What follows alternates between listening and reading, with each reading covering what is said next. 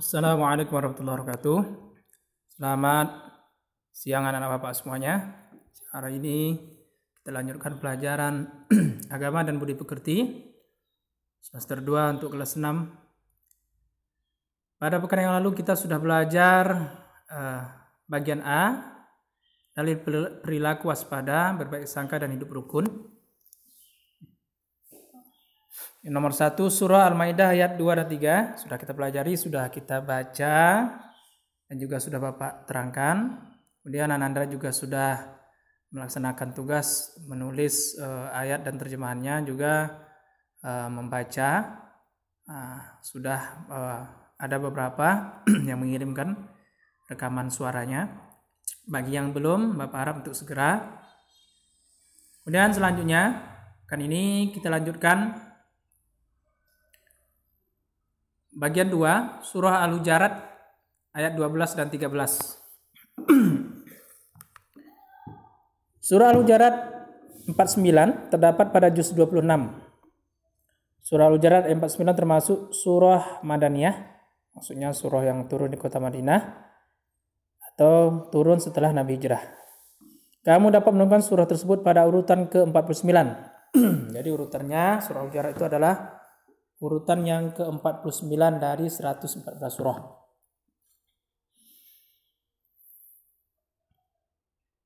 Terus surah Al-Hujarat terdiri atas 18 ayat. Adapun ayat yang akan dibahas pada materi ini ialah ayat 12 dan 13. Nah, berikut ayatnya. A'udzu billahi minasy syaithanir rajim. Bismillahirrahmanirrahim. Ya ayyuhallazina amanu jtanibu katsiran minaz zanni inna ba'daz zanni ismun wa la tajassasu wa la yaghtab ba'dukum ba'dha. Ayuhibbu ahadukum ayyakula lahma akhihi maitan fakarihtumuh wattaqullah innallaha tawwabur rahim. Lanjut ayat 13. Ya ayyuhan nasu inna khalaqnakum min zakarin wa unsa wa ja'alnakum su'uban wa qabaila lita'arafu. Inna akramakum indallahi atqakum. Innallaha alimun khabir. Oke, terjemahan ayat 12. Wahai orang-orang yang beriman, jauhilah banyak dari prasangka. Jadi dalam surat Al-Hujarat ayat 12 ini, pertama Allah menghimbau kita orang-orang yang beriman untuk menjauhi banyak dari prasangka.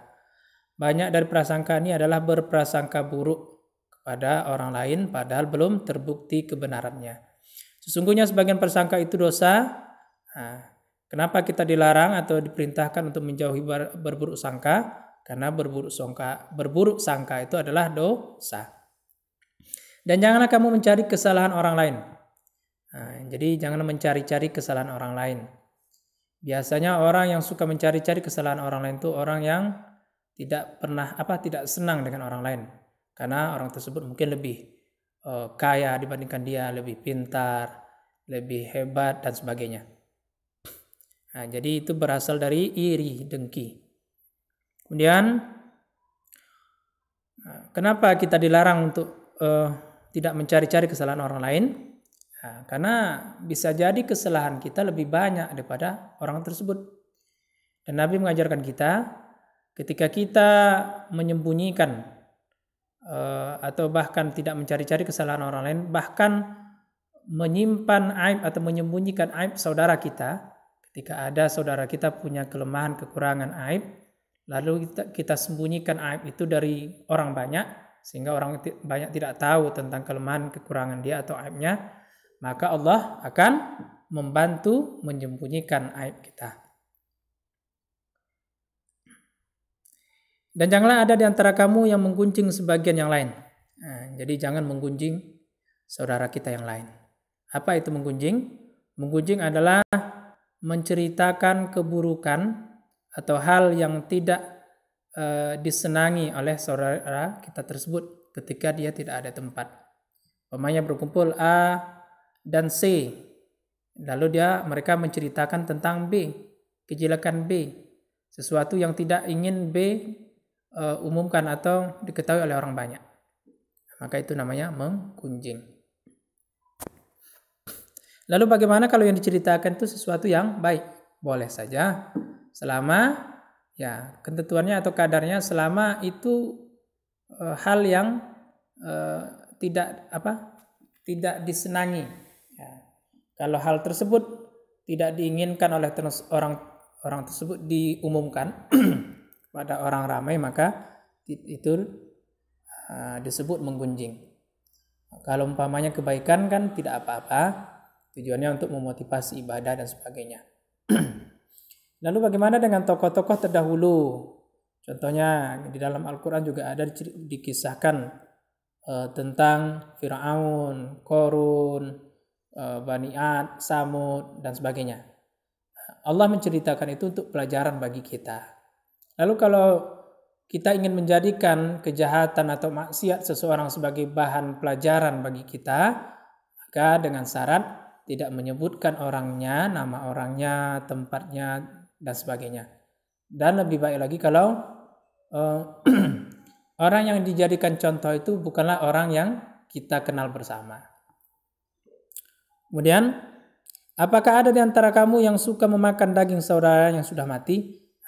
Allah mengumpamakan orang yang menggunjing atau menceritakan kejelekan saudaranya itu seperti orang yang memakan daging saudaranya yang sudah mati. Tentu semua kita manusia tidak suka memakan bangkai manusia lainnya. Kemudian tentu kamu merasa jijik dan bertakwalah kepada Allah, sungguhnya Allah Maha penerima taubat lagi Maha penyayang. Ini untuk surah Al-Hujurat ayat 12. Lanjut ayat 13. Wahai manusia, sungguh kami telah menciptakan kamu dari seorang laki-laki dan seorang perempuan. Ini Allah menyampaikan kepada kita bahwa sesungguhnya kita seluruh manusia yang ada di bumi ini diciptakan dari seorang laki-laki dan perempuan. Ayat ini mematahkan teori bahwa manusia diciptakan dari dari hewan yang berubah jadi kera. Dari kera yang berubah jadi manusia, itu salah ya. Karena dalam agama kita, Islam meyakini bahwa kita semua adalah diciptakan dari Nabi Adam dan Siti Hawa. Jadi pada dasarnya semua kita manusia ini di seluruh bumi ini, sejak zaman Nabi Adam sampai kiamat besok, semuanya kita itu adalah satu keluarga bersaudara. Kemudian kami jadikan kamu berbangsa-bangsa dan bersuku-suku. Karena lalu anak cucu Adam tersebut Allah jadikan berbeda bahasanya, berbeda bangsa dan suku-sukunya, rasnya, warna kulit dan sebagainya. Ya, kebiasaan, adat dan sebagainya. Apa tujuannya? Untuk lita'arofu, untuk saling mengenal, agar kamu saling mengenal. Jadi perbedaan tidak membuat kita untuk saling menghina, menjelekkan dan sebagainya, tetapi untuk saling mengenal. Kenapa kita harus saling mengenal? Ya, saling menghormati, saling menghargai. Sesungguhnya yang paling mulia di antara kamu di sisi Allah ialah orang yang paling bertakwa. Karena tidak ada satu kaum atau satu bangsa itu lebih mulia daripada bangsa yang lain. Bangsa Arab, walaupun Nabi diturunkan di Arab, Al-Quran dalam berbahasa Arab, ya, Mekah dan Madinah terletak di Arab, tidak berarti bahwa orang Arab itu lebih mulia dari bangsa lain, ya. Tetapi apa kata Allah? Orang yang paling mulia di sisi Allah adalah orang yang paling bertakwa kepada Allah, orang yang paling takut kepada Allah. Kemudian sungguh Allah Maha mengetahui lagi Maha teliti. Ya, ini keterangan surah Al-Hujurat ayat 12 dan 13. Jadi Allah mengimbau kepada kita untuk menjauhi berburuk sangka. Terus jangan mencari-cari kesalahan orang lain. Ingat, kita juga punya banyak kesalahan. Jangan menggunjing atau menceritakan kejelekan orang lain. Terus perumpamannya sangat jijik sekali. Perumpamannya bagaikan kita memakan bangkai atau daging saudara kita yang sudah mati. Kemudian dari ayat 13 kita dihimbau untuk Allah menyampaikan kepada kita bahwa kita diciptakan dari seorang laki-laki dan perempuan, yaitu Nabi Adam dan Siti Hawa. Kemudian Allah menjadikan kita berbangsa-bangsa dan bersuku-suku. Tujuannya adalah agar kita saling mengenal dan saling menghargai dan saling menghormati. Lalu sesungguhnya Allah menyampaikan kepada kita, orang yang paling mulia di sisi Allah di antara kita adalah orang yang paling bertakwa kepada Allah SWT. Jadi ini materi pelajaran kita untuk pekan ini. Surah Al-Hujurat ayat 12 dan 13. Tugasnya di rumah seperti pada pekan yang lalu. Silakan Anda tulis ayat 12 dan 13 ini di buku tulis beserta artinya. Ingat, ayat 12 dan 13 beserta artinya tulis di buku tulis. Karena pada pekan yang lalu ada di antara teman-teman kalian yang hanya menulis ayatnya saja, tidak ada arti, atau ada juga sebagian yang menulis artinya saja, tidak ada ayat, atau ada juga yang cuma menulis satu ayat saja. Ya, jadi Bapak harapkan kalian menulis lengkap ayat 12 dan 13, dua ayat dan artinya juga kedua-duanya. Dan dikumpulkan pada waktu yang telah ditetapkan. Lalu itu untuk nilai tulisan. Lalu untuk nilai bacaan, nilai membaca, silakan Anda baca, lalu bacaannya direkam atau divideokan juga boleh. Silakan berikan ke WA pribadi Bapak. Terima kasih. Stay at home, di rumah saja. Kalau tidak perlu kemana-mana. Kalaupun harus keluar, silakan pakai masker selalu, jaga jarak, rajin cuci tangan, istirahat yang teratur, makan teratur, kalau perlu minum vitamin, suplemen makanan. Dan yang paling penting jangan tinggalkan sholat 5 waktu, membaca Al-Quran setelah selesai sholat maghrib, murojaah, mengulang-ulang hafalan juz 30-nya supaya tidak lupa. Dan ya, karena banyak waktu di rumah, bantu orang tua dengan kerjaan-kerjaan yang kalian mampu untuk membantu orang tua kalian. Terima kasih. Assalamualaikum warahmatullahi wabarakatuh.